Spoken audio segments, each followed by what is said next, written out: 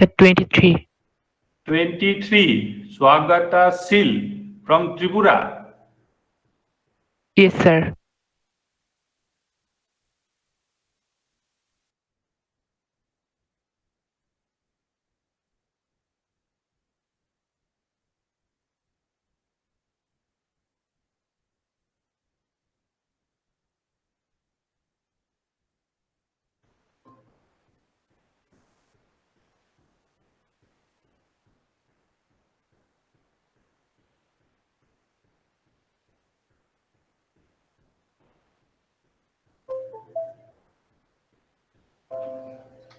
Hello, am I audible?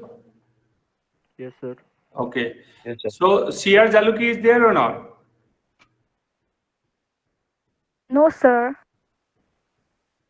Okay, he didn't get the information. I had sent personally message to him. Actually, time is running out. I think I should start the class. Otherwise, like, how much time we will wait?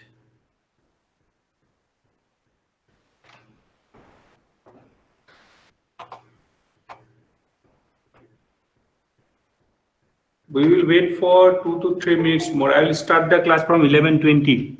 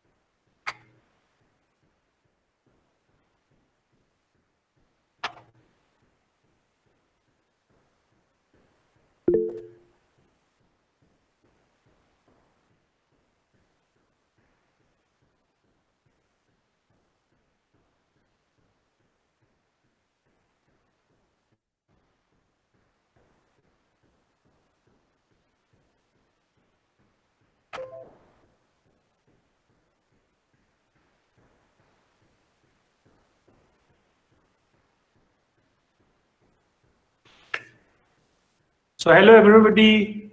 Is the slide visible? Yes, sir. Yes, sir. Okay, then we will start the class. Before that, I would like to introduce myself. Actually, already I think I am known to the people here in Selesi, but those from Jaluki. So I am Dr. Prabal Jyoti Dole, Assistant Professor in Veterinary Anatomy and Histology, College of Veterinary Science, here in Selesi Aizawl, Mizoram. Okay, so in today's class, actually, I'll be discussing about the nervous tissue. Okay, now before I start the nervous tissue, like just I would like to refresh your memory. This thing already you know actually, like what is tissue already you have read in your intermediate class, isn't it? So tissue we know they are aggregation of cells of almost similar structure, and also they are supporting extracellular matrix cells and extracellular matrix. So together they come together actually to perform a specific function. Okay, cells of almost similar structures will be there, and they will always perform a specific type of function. And this tissue, if we see, basically in the body of all animals, like in human being also, there are 4 basic tissues. Already we have been told, I think, there are epithelial tissue, connective tissue, then muscular tissue, and nervous tissue. So in today's class, actually, I'll be discussing about the nervous tissue. Now, the nervous tissue, from the name itself, it implies like it forms the major part of the nervous system, or rather you can say it contributes towards the formation of nervous system. Okay, and this nervous tissue, they are responsible for coordinating and controlling many body activities. Okay, their main function is to coordinate and control our body activities. Now, if we look at their distribution, like where we find the nervous tissue, then we can say we find them in three major areas of our body, that is in the brain, the spinal cord, and also in the nerves. So in the brain, spinal cord, and nerve, there we find the nervous tissue. Sir, can you please show the previous slide? Huh? Sir, can you please show the previous slide? Previous slide, which one? Sir, of today's class. This slide. This one, nervous tissue, the classification of tissue you want to see? Yes, sir. Okay. Any doubt here? No, no, sir. Be free to ask me like. No, sir, I Okay. have taken a screenshot. Yes, sir. Okay, I will share the slides with you, don't worry. Because it may not be possible to take all the screenshots. No, I will share the slides with you. Don't worry, I'll give you the slides. You can read from there later on. Okay, sir. Fine? Okay, sir. Thank you, sir. Okay then. So I was telling like this nervous tissue, they are the main component of the nervous system, and they are responsible for coordinating and controlling many body activities, and they are mainly found in three areas of our body, that is brain, spinal cord, and nerves. Now all of us again know that the brain and spinal cord together they form the central nervous system, whereas the nerves and also together with the ganglia, the nerves and ganglia together they will form the peripheral nervous system, and the central nervous system, peripheral nervous system together they will form the nervous system of the body. So in this slide actually here I am showing you an image of a horse. Here you can see the various the distribution of nervous tissue in the body of a horse. Here you can see this is the brain, then this is spinal cord, and coming out from the spinal cord these are various spinal nerves. From the brain these are all cranial nerves. So you'll have this type of distribution in the body, the nervous tissue. So you'll have brain, spinal cord, and nerves. Together with the nerves actually you'll have some ganglia here. Now coming to the types of nervous tissue, like how many types of nervous tissues are there. So if you see here on the right side, this is a section of a brain. Okay, so coronal section of a brain, that is the frontal section of a brain here.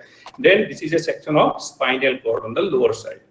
So types of nervous tissue, if you see in the central nervous system, the nervous tissue, they exist in two forms. That is gray matter. So in the brain, you see this is gray area, so gray matter. In the spinal cord, this is gray matter, and white matter. That means in the central nervous system, the nervous tissue exists in two forms. They may exist as gray matter or they may exist as white matter. So in the brain, if you see, the gray matter is outside and the white matter is inside, and the reverse condition is seen in case of the spinal cord, where the gray matter is inside and the white matter is outside. Now if you look closely in the brain, then you will find within the white matter of the brain you may find some aggregation of gray matter. So you see, usually in the brain on the surface you have gray matter, but within the white matter, that is the central part is always made up of white matter, and within that white matter you may find aggregates of gray matter, and these aggregates of gray matter they are called as nucleus. We'll discuss about them later on.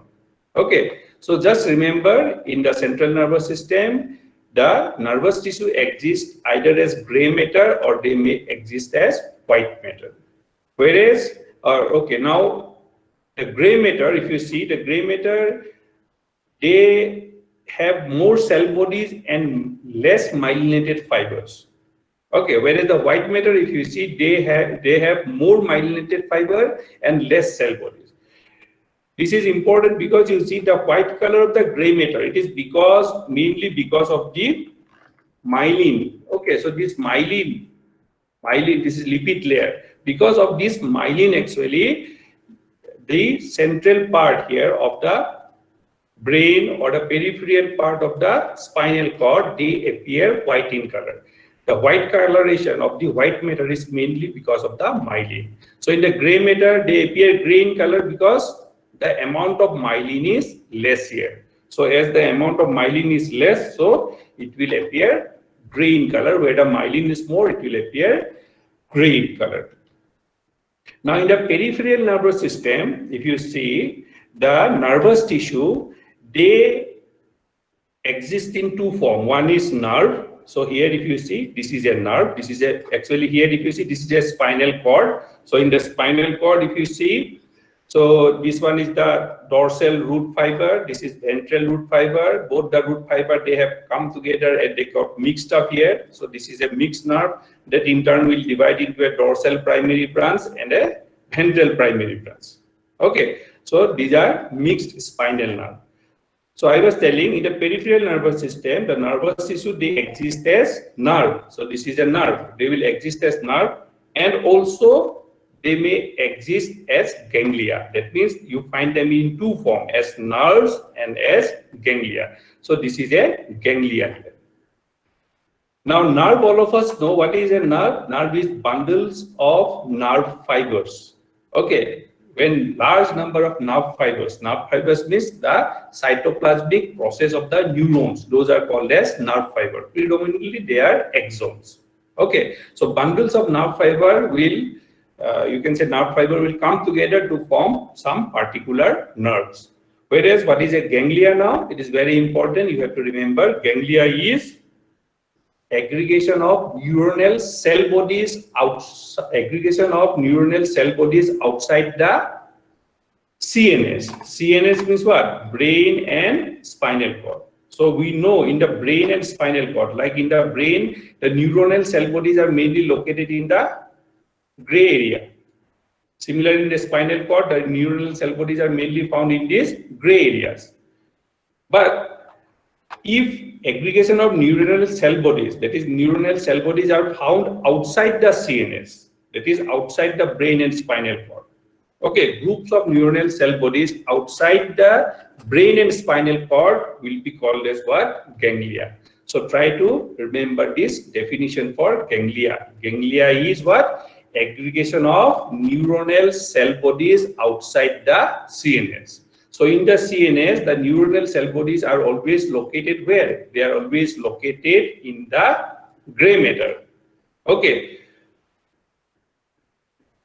Now, next I would like to discuss like the gray matter that we find in the CNS. Okay, in the central nervous system, I told you the nervous tissue exists as gray matter and white matter.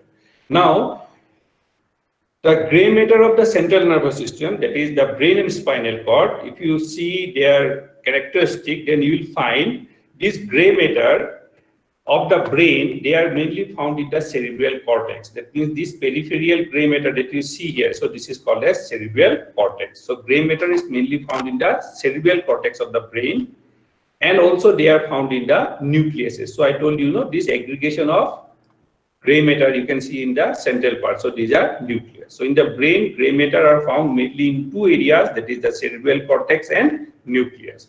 Now what is a nucleus? Nucleus is aggregation of neuronal cell bodies within the white matter of CNS. That means you see, in the brain again you have here gray matter. So here many neuronal cell bodies will be there in this cerebral cortex. Cerebral cortex is rich in neuronal cell bodies. Okay, but in addition to the cerebral cortex, aggregation of neuronal cell bodies may also be found within the white matter of the central nervous system, and those aggregation we call them as what? We call them as nucleus. So try to remember the difference between a nucleus and a ganglia. Ganglia is aggregation of neuronal cell bodies outside the central nervous system, whereas nucleus is aggregation of neuronal cell bodies within the white matter of the CNS. So that is the basic difference between a nucleus and a ganglia. Now coming to the spinal cord, if you see, in the spinal cord, the gray matter, they are found in the gray column. So this area, this gray area here, so this is called as gray column, which resembles the letter H. Okay, the gray matter of the spinal cord is found in the gray column, which is in the form of the letter H. Now in this image, if you see here, so this is an image of cattle here. So here you can see the spinal cord. So this structure that you see here, so this is the spinal cord. Excuse me, Yes. Sir, one student is trying to join. Someone is trying to join. Yes, sir. Just 1 minute. I'll have to change the screen.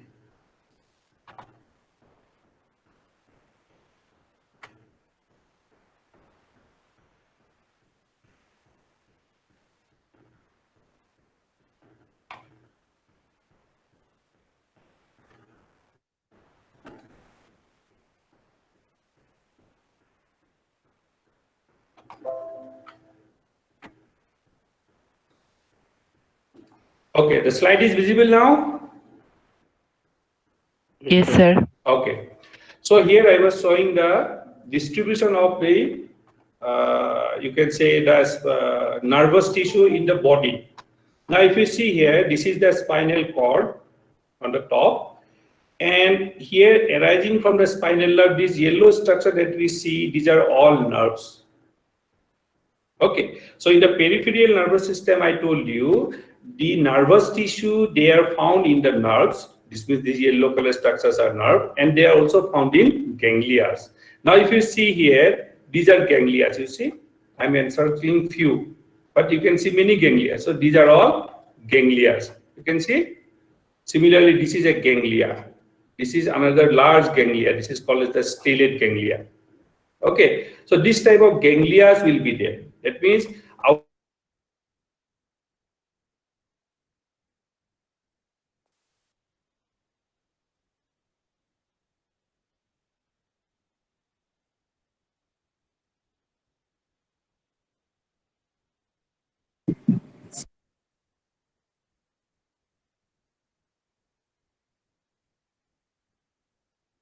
now let us discuss what are the different types of cells that are found in the nervous tissue. So in the nervous tissue, basically you find two types of cells. One is neuron, the one that has been encircled. So here in this picture, what you see, this slide, this is a slide of brain actually. Okay, this is a slide of brain. So here you can see these blue dots that you see. So these are all nucleuses. Sorry. Now here, if you see these blue dots which are encircled here, so these are all neuroglial cells. So in the nervous tissue, you find basically two types of cells. One is the neuron, and the other one is neuroglial cells. Okay, the neurons are the one which has been encircled red here. So these are all neuron, very large cells. So what you are seeing here, you are seeing the cell body of the neuron here. Similarly, the blue encircled structure that we see here, so these are all neuroglial cells or the supporting cells. Okay, so if you can see here, you can see only two neuron, but you can see around 30 to 40 neuroglial cells. So usually the number of neuroglial cells or supporting cell is far more than the numbers of neuron. Okay, that means around 90% of the cells of the nervous tissue is made up of neuroglial cells. Okay, now the neurons, all of us know, they are the structural and functional unit of nervous system. Okay, and their primary function, again we know, is transmission and processing of information. Okay, their primary function is transmission and processing of information. So as a result of these two primary functions, that is transmission and processing of information, all neurons are characterized by a well-developed cytoplasmic property. That means they will have a well-developed cytoplasmic property of irritability and conductivity. Okay, so this is the main cytoplasmic property of a neuron. So if someone asks you what is the characteristic cytoplasmic property of a neuron, then you have to write it is irritability and conductivity. So that are the main two cytoplasmic property of a neuron. Now coming to the neuroglial cells, and these neuroglial cells, as we know, they are intimately associated with the neurons, and they are responsible for protection, nutrition, and structural integrity of the nervous system. So they has a supportive role. The neuroglial cells has a supportive role. So their main role is protection, nutrition, and to provide structural integrity to the nervous tissue. So now let's discuss about the neuron. So here on the right side, so this is a picture of a neuron. Okay, not the actual picture, just a schematic representation of a neuron. So the neuron, like any other cell, will have a cell body or soma, and it will have many cytoplasmic processes. So this area here, this is the cell body. Okay, then it will have many cytoplasmic processes. The characteristic of a neuron is that it will have a cell body and many cytoplasmic processes. So the cell body of the neuron is the area where the nucleus is located. So this one, this structure that you see, this is the nucleus. So cell body is the area where nucleus is located, and also it is the area which will give rise to all the cytoplasmic processes. So you have to remember this point. Okay. The cell body of a neuron, how you will recognize? You will recognize by identifying the nucleus. Okay, cell body is the region where the nucleus will be located, and also from where all the cytoplasmic processes will arise. Now the cytoplasmic process, if you see, we all know they are the anatomical base for transmission of information. Okay, they are the anatomical base for transmission of information, and they are of two types: axon. So this is an axon here, and dendrites. So these are dendrites. So this thing already you know from your intermediate classes, but it is there in the course, so I am covering it. Now, if we look at the nucleus of a neuron, now let me tell you first here. So this is a slide of a central nervous system where you can see the neuron. So that this structure that you see here, so this is a neuron. Okay, under light microscopy around 40x, you will see this type of structure. So this is the cell body of a neuron. Now in the cell body of a neuron, I told you there should be one nucleus. So what you see here, this is the nucleus. Okay, let's see. Now let's discuss about the nucleus of a neuron. Now the nucleus of a neuron, they are roughly spherical to ovoid in shape, isn't it? Their shape is somewhat spherical, that is round to ovoid in shape, and they are euchromatic. Euchromatic means they are light in color. Okay, they don't appear dark, rather they will appear light in color. So they are euchromatic, spherical or ovoid in shape, and euchromatic. In addition to that, they will show a prominent nucleolus. So this blue dot that you see here, so this is a nucleolus. Okay, so this is not the nucleus. You see this whole thing, this is the cell body. In the cell body, this is nucleus, euchromatic oval to spherical nucleus, and at the center of the nucleus, this blue dot is nucleolus. So remember, the nucleus of a neuron is spherical or ovoid in shape. It is euchromatic and has a prominent nucleolus. Then coming to the cytoplasmic processes. So the cytoplasmic processes are not visible here.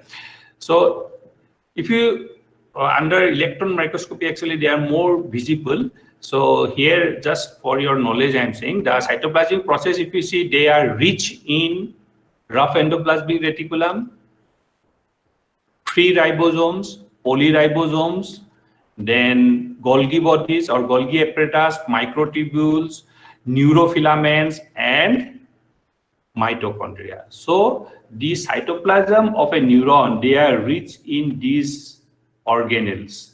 Okay, and these organelles you cannot visualize here under light microscopy. So I have put a image here. This is again a schematic representation of a neuron. So here you can see at the center, this is the nucleus, yellow one. At the center of that yellow nucleus, you can find this green body, which is the nucleolus. And this structure that we see here, so this is rough endoplasmic reticulum, polyribosomes, ribosomes, Golgi apparatus, mitochondria, microtubules, and neurofilaments. And here smooth endoplasmic reticulum. So like that, it will be the neuronal cell bodies. They are, sorry, the cytoplasm and the neuronal cell body both are, the cytoplasm actually, sorry, they are rich in this type of organelles. Now, why the cytoplasm of a neuron is rich in rough endoplasmic reticulum? free ribosomes and polyribosomes. Why they are rich? It is because you see the neurons are actively involved in the synthesis of various protein.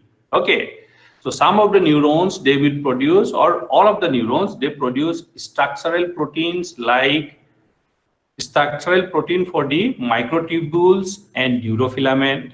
Okay, they are also involved in the synthesis of membrane proteins for ionic channels and active transport, and they are also responsible for synthesis of enzyme proteins. Okay, mainly for glucose metabolism. So as you can see, these neurons they are involved in active synthesis of various type of proteins, and all of us know for protein synthesis one of the most important thing required is ribosome.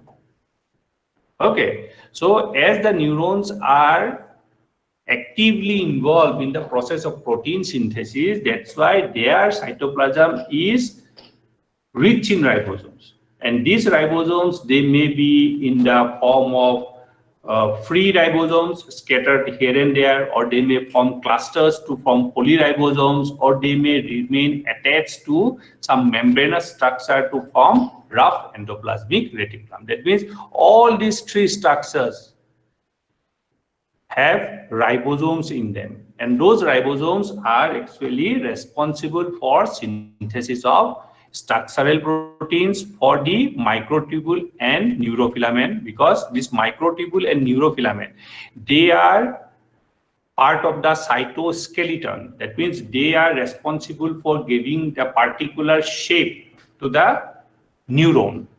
Okay, and they are also responsible for synthesis of various membrane protein for ion channel and active transport, and also enzyme protein for glucose metabolism. Now, one more thing you have to know here, you see, when we observe the neuron under a microscope, then we see that the cytoplasm of the neuron appears granular. Okay, it has a granular cytoplasm, and those granules actually they are called as what? Nissl bodies or Nissl substances. Okay, now how can we define them? Okay, for that we see, like when we see the cytoplasm of a large neuron, so this is an image of a large neuron, except in the region of axon hillock. So this area here, so this is called as axon hillock. So axon hillock is the area from where the axonal process will arise. So this is the axon. So the base from where the axon arises, this conical area, so this is called as axon hillock. So in the cytoplasm of large neuron, except in the region of axon hillock, we'll find that it is filled with aggregation of chromatophilic substances. Now, what is chromatophilic substances? Chromatophilic substances are those substances which has affinity for stain. Okay, you see all the substances present in the inside the cytoplasm of a cell may not have affinity or attraction for different dyes. Okay, those substances which has affinity for dyes or stains, those are called as chromatophilic substances. So what we see is that in the cytoplasm of large neuron, except in the region of axon hillock, are filled with chromatophilic substances called as Nissl bodies or Nissl substances. And what are these Nissl substances? They are actually aggregation of blocks of stacked rough endoplasmic reticulum and ribosome. That means the ribosomes and rough endoplasmic reticulum will form some stack. This is a stack formation. Okay, just I am giving you a pictorial representation of a stack formation. So this type of arrangement, this is called as stack. Okay, so there will be stacks of rough endoplasmic reticulum and ribosomes. Okay, or rather you can say there will be blocks of stack. That means there will be many. This is only one stack. So you will have another stack here, another stack. So like that, many stacks of blocks of stacks of rough endoplasmic reticulum and ribosomes will be there in the cytoplasm of the neuron. And those blocks of stack, individual block of stack, will appear as one individual granule here. And those granules, these are called as Nissl granules. Okay.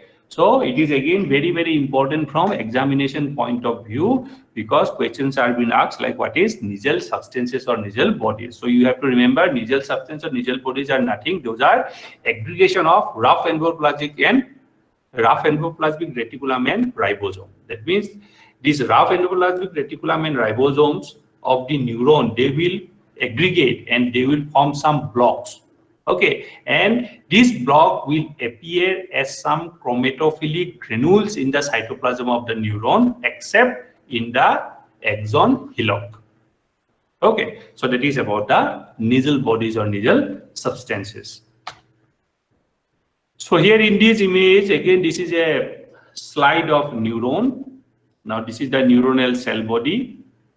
These are processes. We have gone for spatial stain to demonstrate the process of the neuronal cell body. So these are processes. So this is the neuronal cell body. In the cell body, this is nucleus again. At the center of the nucleus, this is the nucleolus. And surrounding this nucleolus, these granules that we see, no? So all these granules are Nigel bodies. Clear? Class? Am I audible? Okay. Yes, sir. If there is any network problem and if I become inaudible or the slides are not visible to you, please WhatsApp me, okay? Because I have gone for full screen mode, no? Without full screen mode, the animation cannot be shown. So that's why I have to show the animation, otherwise it becomes a little difficult. That's why I'm not seeing all of you. So if the network fails, I may not be knowing. So please do inform me. And if the network fails and if I am out, don't involve in other extracurricular activities. Okay. Hello. Sir. Okay. Feel free to ask me any question in between if you have doubt. Okay, class? Okay then. Oh, yes, sir. Okay. So coming to the next slide, now let's discuss about the cytoplasmic processes. So all of us again know there are two types of cytoplasmic process. One is the axon and the other one is dendrite, right? Okay, let's first discuss about the dendrites. So dendrites, we know they are highly branched cytoplasmic process. They are highly branched. And their main function is to increase the surface area of the neuron. Then these dendrites, they usually resemble a branch of a tree. So these already you have read from your school time. So they resembles a branch of a tree, and as a result, each dendrite will show a main trunk and smaller twigs or smaller branches. So there will be one main trunk. So this is the main trunk of the dendrite. Then these are smaller twigs or smaller branches will be there. So the main trunk, if we see, it will arise from the neuronal cell body. Obviously, you can see from here, it arises from the neuronal cell body. Then it divides repeatedly to form smaller twigs. So it divides to many branches to form smaller twigs. Now, if you look at the main trunk of the dendrite, then we will see that the main trunk of the dendrite has organelles similar to the cell body. That means the main trunk of a dendrite will be rich in ribosomes, will be rich in mitochondria, will be rich in Golgi bodies, rough endoplasmic reticulum, neurofilament, microtubules. Okay, all those structures similar to that of cell body. So they will have an organelle content that is similar to the cell body. Whereas the smaller twigs, they will be predominantly made, their cytoplasm will be predominantly filled with microtubules. Okay, the number of ribosomes in the form of free ribosomes or polyribosomes or rough endoplasmic reticulum will be comparatively less. What you'll find more? You'll find more numbers of microtubule, and this microtubule in turn will give structural integrity to the smaller branches. Okay, to make the smaller twig firm, you will have microtubules inside, and this tubule will give structural rigidity to the smaller twigs. Okay, But in addition to the microtubules, you may also find some neurofilaments. So neurofilaments, I hope you have already this difference between microtubules and neurofilaments. Microtubules and microfilaments have been discussed already, so I'm not going into detail now. Just remember that microtubules and filaments are different things. Okay, tubules are larger and they are tubular, that is hollow inside, whereas the filaments are solid hair-like structures. So in addition to the microtubule, they will have neurofilaments. Then they will have mitochondria and few smooth endoplasmic reticulum and free ribosomes. Now, in addition to that, you have to notice, you have to remember one more very important thing here. You see the surface of the dendrite and also the cell body of the neuron is covered with numerous spines or gemmules. Okay, so you see here this structure, this one that I'm rounding here, okay, or this one here. So these are small spines or gemmules that we see on the surface of a dendrite. That means on the surface of a dendrite and also on the surface of the cell body, there will be small spines.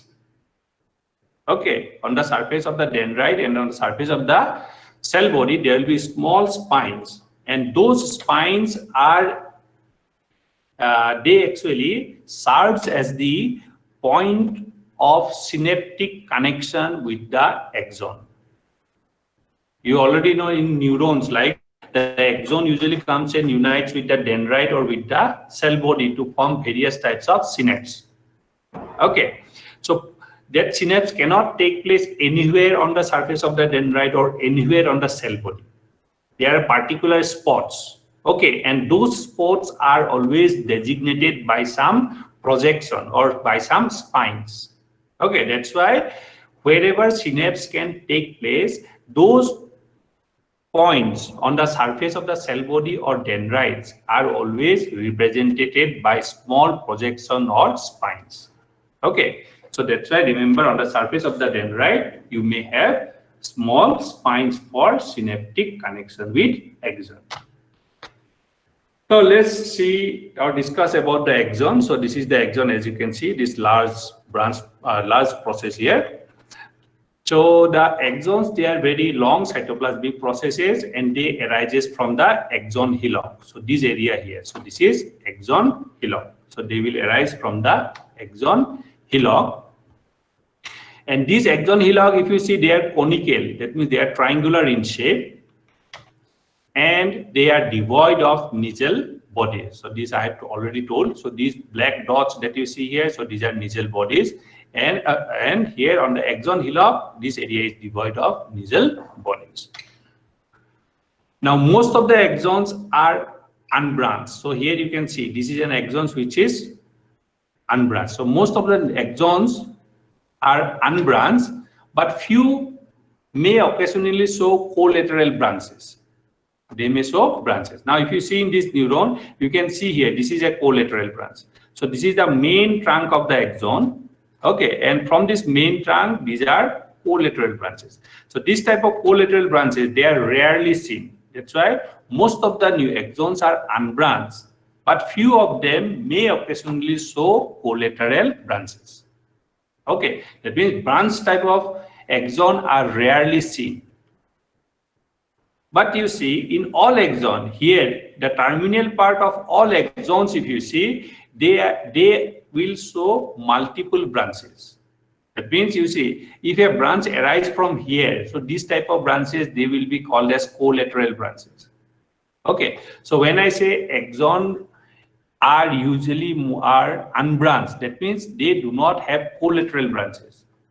But all axons near its terminal point, near its termination, will be highly branched, and those branches, those are called as telodendria.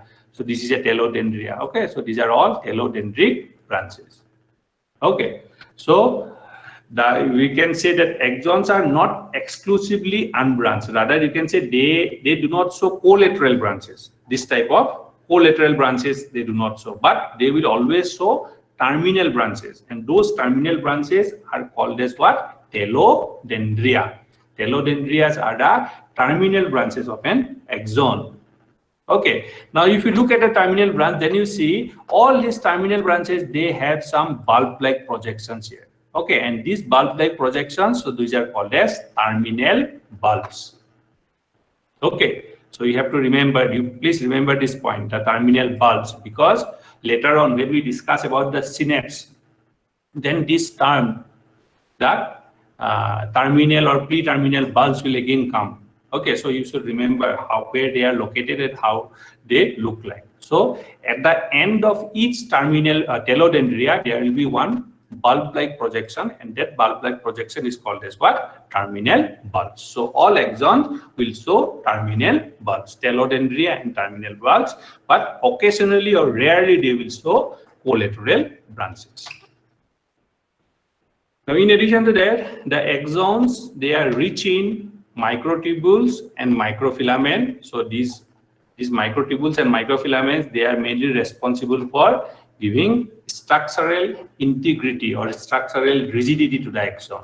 Okay, so they are rich in microtubules and microfilaments. So here, these are the microtubules and microfilaments, and their cytoplasm also contains some smooth endoplasmic reticulum, some mitochondria, but no ribosome. So remember, you may find 1 or 2 ribosomes in the dendrite, but usually in the axon, ribosomes are absent or rarely present. In some occasion, you may find in some places there may be 1 or 2, but they are very sparse or very few of them may be there.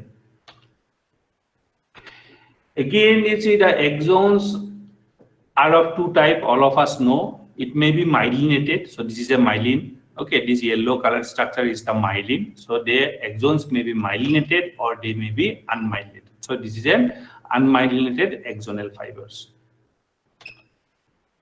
So if an axon is myelinated like this, okay, then this myelination, it will begin just below the axon hillock or just below the, you can say, initial segment. You see here, till this point, this is axon hillock. Below the axon hillock, this area, the one that is indicated by the arrow here, so this area here, this is the initial segment. So remember, if myelination begins, then if the axon is myelinated, then this myelination begins just below the initial segment, which is just below the axon hillock. Okay, so these are myelin. This tubular structure you see, this is one row in internode, this is another internode. In between them you have nodes. So these are nodes. Okay, so this is myelin here. Now this myelination, it will begin just below the initial narrow segment, and this initial narrow segment is always located distal to the axon hillock. And the most important characteristic of this initial narrow segment is that it is the area of least threshold for generation of axon potential. For generation of axon potential, this is the ideal site for generation of axon potential. A little amount of stimuli is required to generate axon potential in that initial segment. Now you see, the neuronal cell body, actually, we divide them primarily into 3 zones.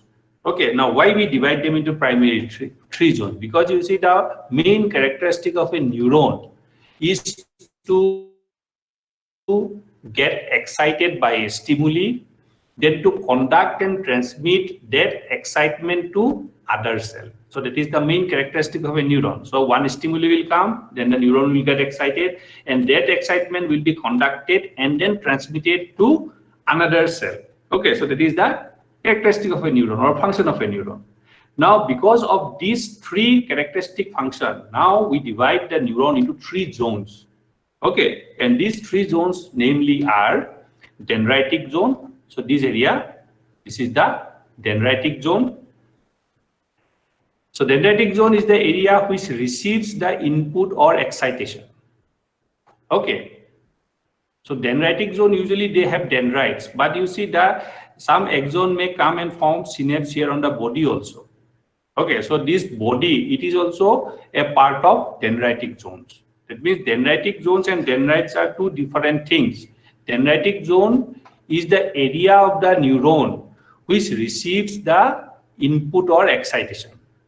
Okay, the receiving point, that is the dendritic zone. In the second zone, it is called as the telodendritic zone, this terminal part. So this is the telodendritic zone. So telodendritic zone is the area that transmits the excitation to another cell. Okay, so this is the receiving point, and this is the point through which the excitation will be transferred. Okay, so from here it will be dispatched, here it will receive. It will receive here, and it will dispatch from here.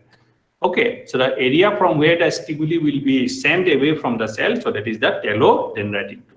And in between them, this area here, so this is called as the axonal zone, or otherwise also called as only axon. So the axonal zone is the area that conducts the stimuli between the dendritic zone and the telodendritic zone. Okay. So just remember the three zones of a neuron. In a neuron, there are three zones: dendritic zones, which receives the impulse or excitement. Then there is telodendritic zone, which transmits the excitement to another cell. And in between the two zones, there will be one more zone that is called as the axonal zone, or the axon, which conduct the excitement between the dendritic zone and the telodendritic zone. Now see, now these neurons, now how we can classify them. So neurons are broadly classified into two general groups, namely transmission or conducting neuron, and the second is neurosecretory neuron. From the name itself, it implies transmission neuron means what? Their main function is to transfer the impulses from one cell to another cell. Whereas neurosecretory neurons, from the name itself, they are neurons which has secretory activities. Okay, now if you see here, let's discuss about the transmission neuron first. So the transmission neurons, you see, majority of the neuron in the body are transmission neurons. That means neurosecretory neurons are very less in number. Majority of the neurons are what type of neuron? Transmission neurons. Okay, and these transmission neurons are further subdivided into two types. Golgi type 1, so this is an image of Golgi type 1 neuron, and Golgi type 2 neuron. Okay, so two different types of transmission neurons are there: Golgi type 1 and Golgi type 2 transmission neurons. Okay, the Golgi type 1 neurons, they have numerous dendritic processes. So all these processes that you see here, so these are all dendritic processes. So they will have many dendritic processes and only one very long axonal process. So this is the long axonal process, single long axonal process, but here you can see collateral branches also, but this is the main axonal process. One very long axonal process will be there. Many dendritic branches, one very long axonal process. And this type of Golgi type of neurons, they are mainly found in the ventral horn of the spinal cord. Now if you see, this is a cross section of the spinal cord. So this is the gray area. In the gray region, we have two horns. So these are dorsal horns, and these larger one are the ventral horn. So you find Golgi type 1 neuron mainly in the ventral horn of the spinal cord, and also in the parasympathetic preganglionic fibers and sympathetic postganglionic fibers. So in these three areas, you find this type of neuron. Or just for your case, you can, if you remember the ventral horn, that is sufficient. Ventral horn of the spinal cord. Whereas the Golgi type 2 neuron, they, like the type 1 neuron, they also will have numerous dendritic processes, but they will have numerous dendritic processes and one axon. But the main difference is that you see the axon here is very long in type 1, but in type 2 the axons are very short. Okay, only difference is that one will have long neuron or not long axon, the other one will have short axon. Now Golgi type 2 neurons mainly you find in the cerebral cortex. Okay, so here if you remember, this is the brain, here this is the cerebrum, so this is the cortex. So in this cerebral cortex region you find Golgi type 1 neurons. And also you find them in the cerebral cortex. So in two areas, cerebral and cerebellar cortex. Now coming to neurosecretory neurons. So as I told you, neurosecretory neurons are neurons which has secretory activity. Neurons with secretory activities are called as neurosecretory neurons. And the secretory product of the neurosecretory neurons are usually hormones. Okay, what they will secrete? They will secrete hormone. They won't secrete enzymes or any other thing like that. Their secretory product is always hormone. So neurosecretory neurons will always secrete hormones. Okay, and they are mainly found in the hypothalamus. So here you see this area of the brain here. So this area is called as the hypothalamus. Why hypothalamus? This structure that you see here. So this is thalamus. Okay, around the thalamus, this is third ventricle. Below the third ventricle, this area is called hypo. Hypo means below. Below the thalamus, so hypothalamus. Okay, so hypothalamus actually forms the floor of the third ventricle. Okay, so these neurosecretory neurons, where do you find them? You find them mainly in the hypothalamus. So here, this encircled area here, no? So this has been enlarged here. So this area is this one. Okay, and red encircled area is enlarged here. Now, if you see here, this is pituitary gland. Here, this part is pituitary gland. Okay, then if you see here, this is called as the infundibulum stalk. This is the infundibulum stalk through which the pituitary gland is connected to the cavity of the third ventricle. So here, if you see, this area is the infundibular stalk. Now, in front of the infundibular stalk, this red marked area here, so this is the hypothalamus. So here, if you see, this is the hypothalamus. Is it clear? So this area is enlarged here within this box. Now, these neurosecretory neurons, where we find? We find them in the hypothalamus. Now, where in the hypothalamus? Now, if you see in the hypothalamus, there are three nucleuses. So this nucleus here, SO, this is the supraoptic nucleus. So the neurons present in the supraoptic nucleus are neurosecretory neurons. Then neurons that are present in the paraventricular nucleus, that means these neurons, they are also neurosecretory neurons. And thirdly, the neurons of the parvicellular nucleus, they are also neurosecretory neurons. Okay, so this is very, very important. Try to remember neurosecretory neurons. They are mainly seen in the hypothalamus. Where in the hypothalamus? In the supraoptic nucleus, in the paraventricular nucleus, and in the parvicellular nucleus. Okay, so these two nucleuses, the supraoptic nucleus and paraventricular nucleus, they synthesize two hormones, that is the oxytocin and antidiuretic hormones. Okay, whereas the parvicellular neurons, they actually secrete various releasing factors and inhibitory factors. Okay, their secretory product in turn determines the secretion of the cells of the pars distalis, pars intermedia, okay, and pars tuberalis. That means the whole secretory activity of the pituitary gland is controlled by the cells, neurosecretory neurons of the parvicellular nucleus. And that's why nowadays this hypothalamus, where the parvicellular nucleus is located, this area is now considered as the master gland of the body. Earlier, the pituitary gland was considered as the master gland, because you see in the pituitary gland various hormones like follicle stimulating hormone, thyroid stimulating hormones, okay, those I can say the somatotropes or the growth hormones, they are secreted by the pituitary gland, and they in turn controls the activity of various other glands. Like the follicle stimulating hormone, they will stimulate the development of the ovarian follicle, which will rupture and again will give rise to other endocrine structures there. So ultimately, the activity of pituitary gland is controlled by the secretory neurons present here. That's why the hypothalamus, it is also called as the master gland nowadays. Okay, so that is about neurosecretory neurons, where we find supraoptic nucleus, paraventricular nucleus, and parvicellular nucleus. Now, there is one more way of classifying the neuron, and that classification is based on the number of processes arising from the cell body. So, how many processes are arising from the cell body? In that way, also we can classify them. The second way of classification, that is on the number of cell processes, arising from the cell body, we divide the neuron into 3 types: unipolar, bipolar, and multipolar. So here, these are unipolar neurons. Okay, here 2 types are shown. We'll discuss about them later.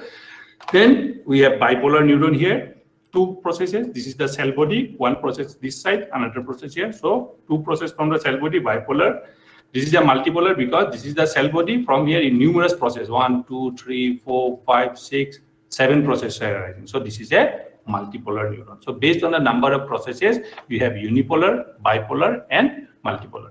Now, as you can see, 2 types of unipolars are there, namely true unipolar. So this type of neuron, this is called as true unipolar, because you see, this is the cell body. From the cell body, only 1 process is arising. So it is true unipolar.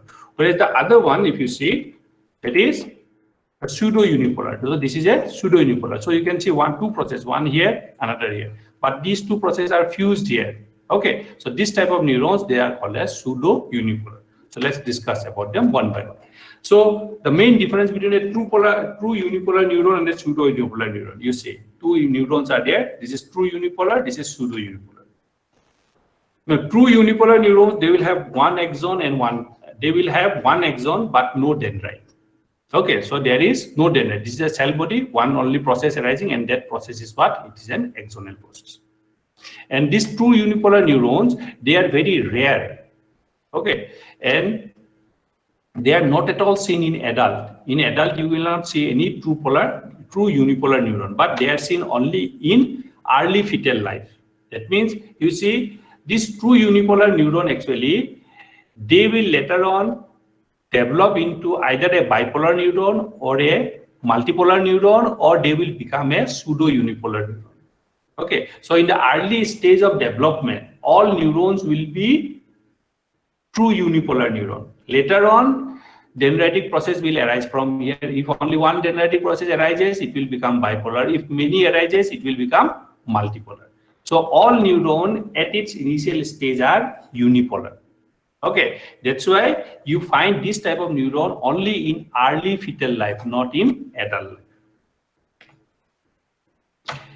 Then the pseudo unipolar neuron, if you see, they will have 1 axonal process and 1 dendritic process. Okay, so suppose this is the axon and this is dendrite. So they will have 2 processes, 1 axon and 1 dendrite. But both the processes, they are fused close to the cell body. So this is the cell body. So close to the cell body, these 2 processes are fused. So they appear as 1 here. But later on, they will divide into 2. Okay, so this type of neuron, because from the cell body, there is only 1 process, which later divides into an axon and a dendrite. Okay, so those type of neurons, we call them as pseudo unipolar neuron. So this type of neuron, actually, you find them in the dorsal root ganglia. Then comes the bipolar neuron. So the bipolar neuron, from the name itself, 2 processes will be there. Okay, 2 processes arising from the cell body. Okay, now here the cell body is this one. Okay, this cell body, it is usually located within the axon. You see, this is the axon here. Okay, the cell body is within the axon or within the axonal zone. So for this axonal zone, this is the dendritic zone or the sensory receptor. That means the impulses will come inside from here. Okay, then it will get transmitted and it will end on the cell body. Then from there it will go out. This is the telodendritic zone. Okay, now one thing may confuse you, like this is also the, like when we discuss say the difference between an axon and a dendrite, from physiological point of view, we say dendrites are those processes which receives the stimuli. Okay, and axons are those processes which carries the stimuli away from the cell body. Okay, those processes that brings the stimuli towards the cell bodies are dendrite, and those that carries the impulses away from the cell body is axon. So if that is the case, then this should have been a dendrite, isn't it, from physiological point of view?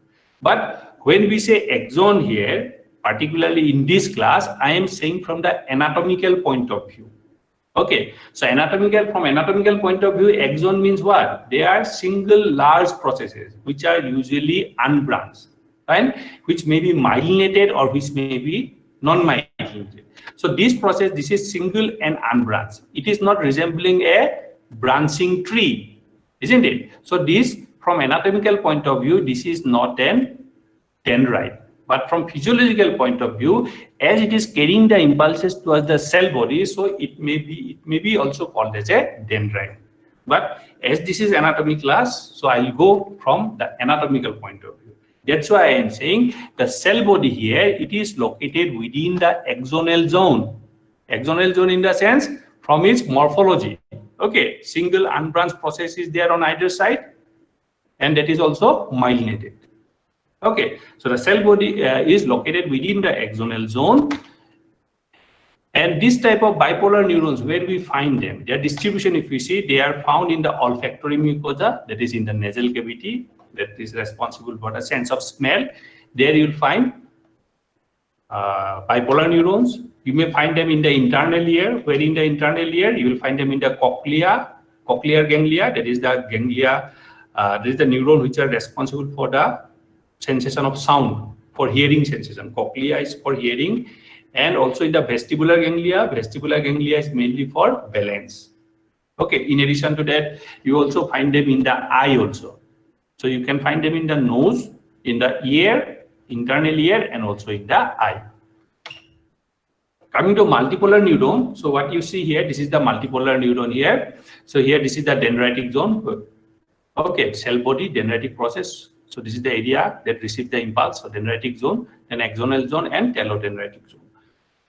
Now, the multipolar neuron, as the name implies, they will have cell bodies within the dendritic zone. So this is the dendritic zone, and there are cell bodies within the dendritic zones.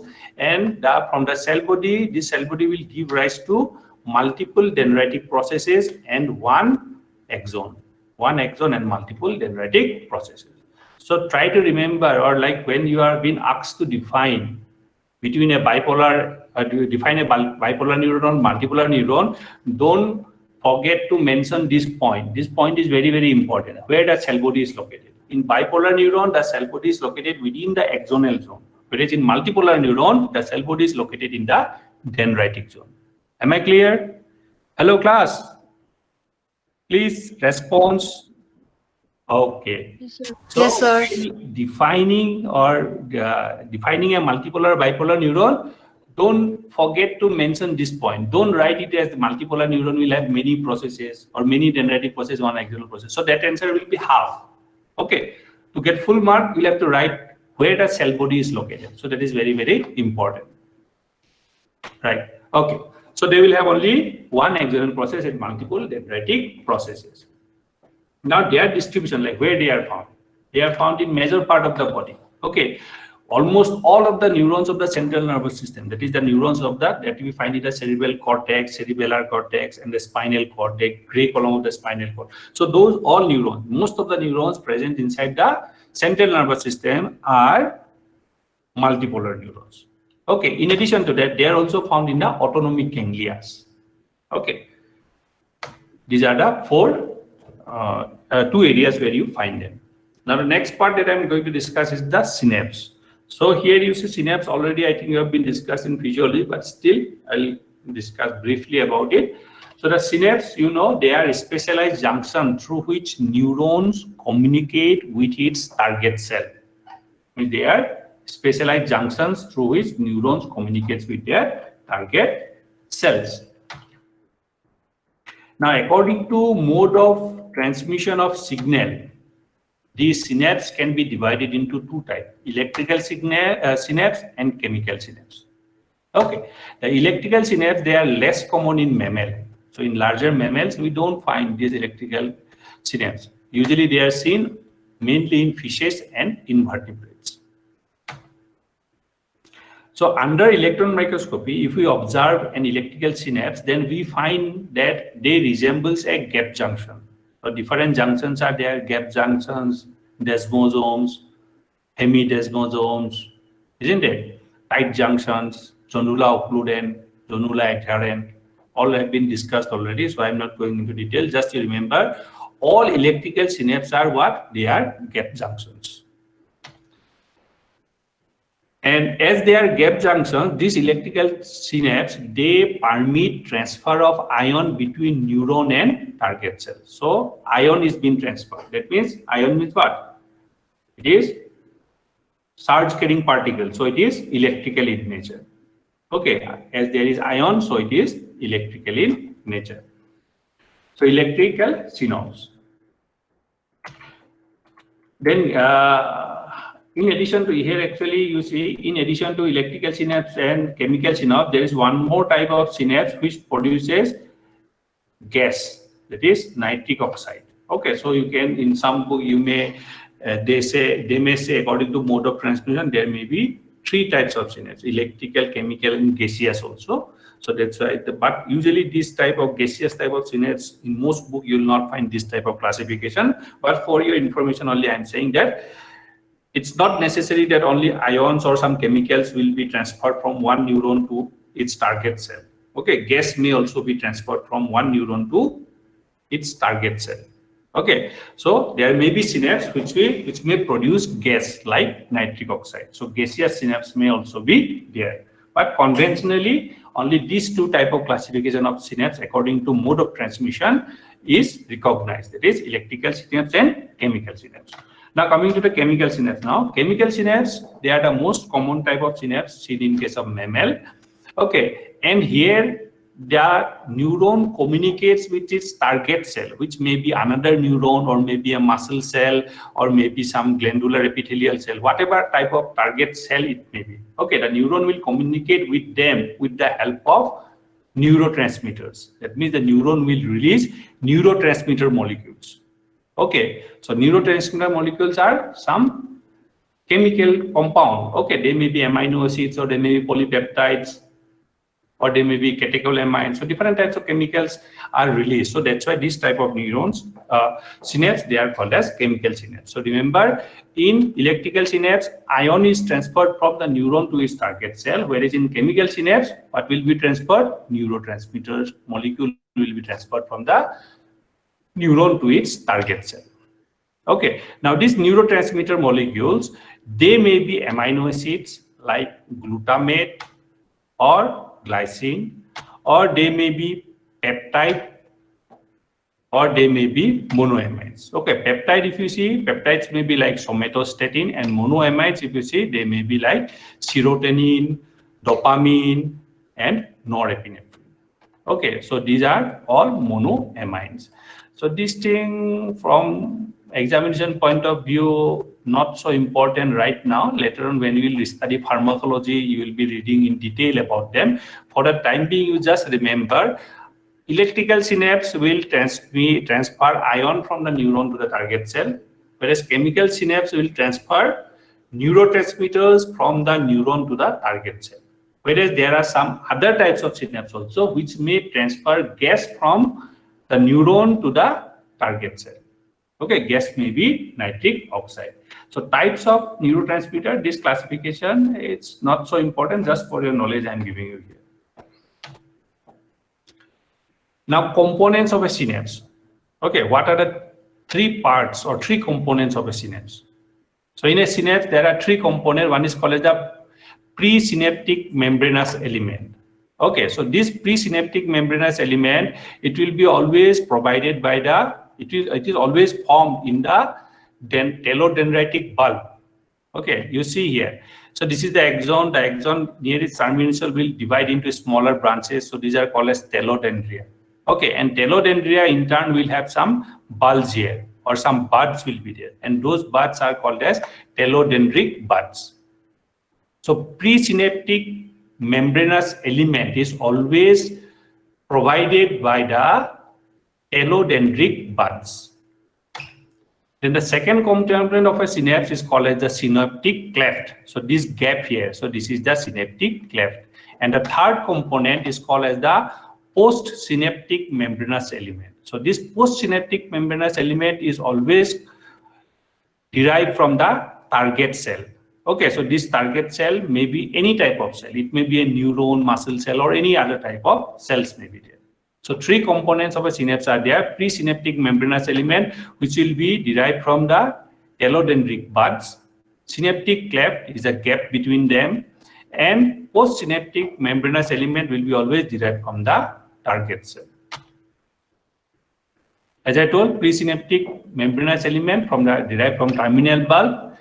Okay, and that terminal bulb will have this type of vesicles. So these are called as synaptic vesicles. And these synaptic vesicles in turn will contain neurotransmitters. So what you see these pink dots here. So these are all neurotransmitters. So these when the nerve is stimulated, these neurotransmitters will migrate towards the presynaptic membranous element, and there it will fuse with the membrane and it will release this neurotransmitter through exocytosis. And these neurotransmitters in turn will now go and attach to the receptors present here on the postsynaptic membranous element.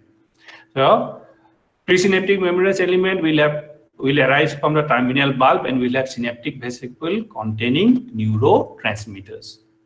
Okay, and there's the size of this synaptic vesicle, they are around 40 to 50 nanometer, whereas the synaptic cleft, it is a gap, right? And that gap is around 10 to 20 nanometer in wide, and it is filled with filamentous protein. Though it is not shown here, actually there will be some filamentous protein here.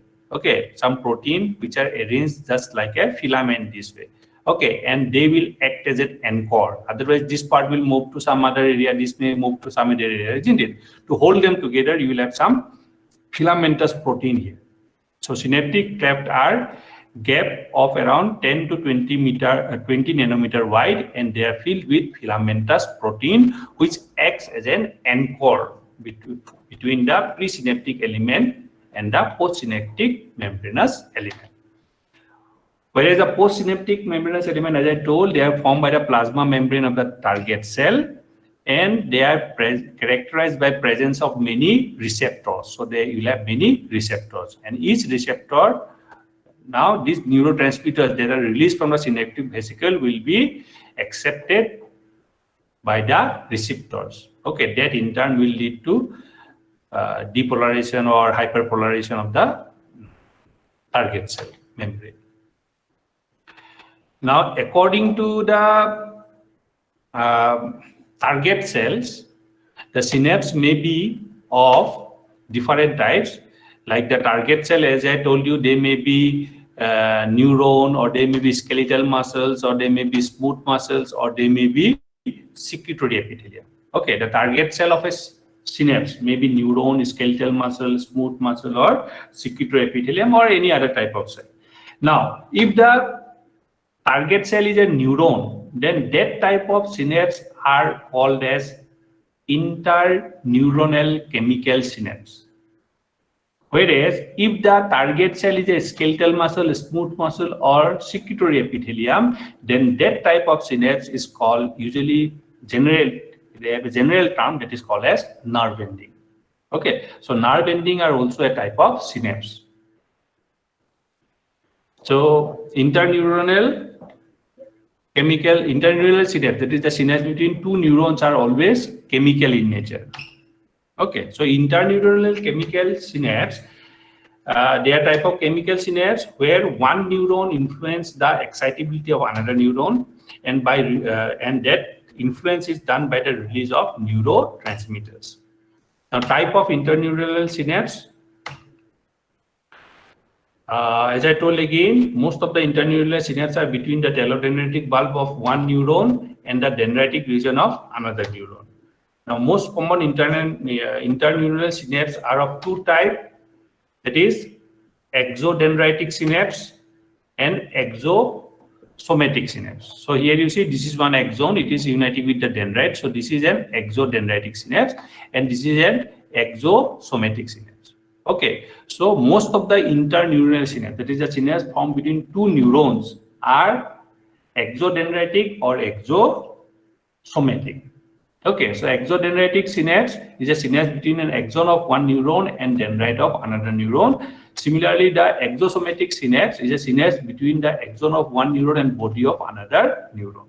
So here in these two types of synapse, the first name, that is exo, which stands for axon, okay, it represents the presynaptic membranous element. That means the impulse will be passing from here to this cell, from this neuron to this neuron. Okay, so presynaptic element will be always provided by the name that is on the prefix. Okay, the name which is on the first part of the name, it will represent, it will be from the presynaptic membranous element. That means neurotransmitters will be released from the axon to the dendrite. Whereas the second part, it represents the postsynaptic membranous element. That means the direction of release of neurotransmitter will be this way, from axon to dendrite or from axon to body of the neuron. Now, in addition to these two types of synapse, there are some other types of interneuronal synapse which are less common. Example are exoaxonic synapse, this one. So the synapse formed between two axons. Then there may be dendrodendritic synapse formed between two dendrites. Then there may be somatosomatic synapse, that means synapse formed between the body of two adjacent neurons. Or there may be somatodendritic synapse, that means synapse formed between a body of a neuron and the dendritic process of another neuron. Then there may be dendrosomatic synapse formed between dendrite and some body of another. So these two synapse, anatomically, if you see here, you see one dendrite of one neuron, dendrite here also dendrite of another neuron, then body of one neuron, body of another neuron. So anatomically almost same. What is the difference here? You see, in the first case here, from the body of one neuron, the neurotransmitter will be released and will be received by the dendrite of another neuron. But in the latter case, what happened? From the dendritic process, the neurotransmitters will be released and it will be received by the body of another neuron. In both the case, involvement of dendrite and body is there. Okay, only the direction of transfer of neurotransmitter is different here. Okay, so that was about the types of synapse. Hello class, sleepy? Okay, so that's all for today's class. The remaining part I'll discuss in the next class. Maybe on 14th or 21st, I forgot. I'll just let you know later on. So any doubt regarding today's class now, you can ask me. Those who were not sleeping, please, you can ask me. Do you have any doubt? No doubt. Okay. So I will provide you the lecture note and the slides of today's class, maybe 1 or 2 days afterward. So 56 of you are there, 66 of you are there. So if there is no doubt, then I will finish the class now. Is it okay? Okay, sir. Yes, sir. Okay then. Thanks for attending Thank you, the sir. class. Yes, sir. Okay. Thank you, sir. Thanks a lot. Thanks a lot. Thank you, sir. Thank you, sir. Thank you, sir. Thank you, sir. Thank you, sir.